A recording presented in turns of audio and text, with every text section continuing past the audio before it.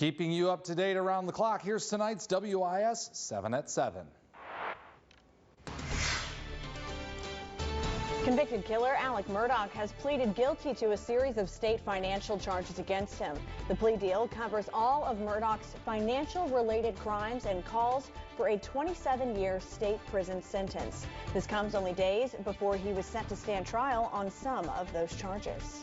The Richland County Sheriff's Department announces the arrest of a 17-year-old student in connection with a stabbing at Columbia High School earlier today. Omari Fortenberry is being charged as an adult for attempted murder.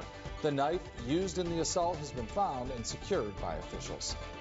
The 2023 Carolina vs. Clemson blood drive saw its final day today, so donations are now closed.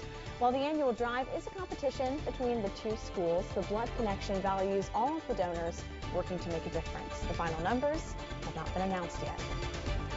The cost of a Thanksgiving dinner continues to rise over the years. The American Farm Bureau Federation says the average Thanksgiving dinner for 10 this year will cost a little over $61. It's down more than 4% from last year's record, but still higher than pre-pandemic.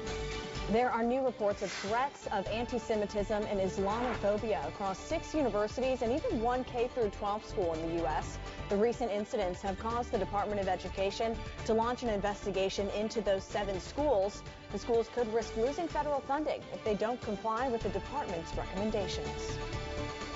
President Joe Biden has signed a stopgap bill into law. With that, the federal government will remain open after Friday, and a shutdown has been averted. The bill provides funding through January 19th and February 2nd. That means without a deal, the shutdown clock will resume in the new year. And the state's Christmas tree has taken its place in front of the South Carolina State House, fully decorated and ready to help the Midlands ring in the holiday season.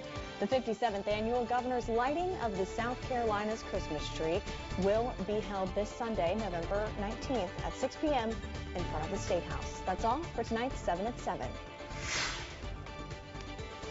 Really cool event. And we will have, I believe, our State House reporter, Mary Green, is going to be covering that event on Saturday. Great. Yeah, good time.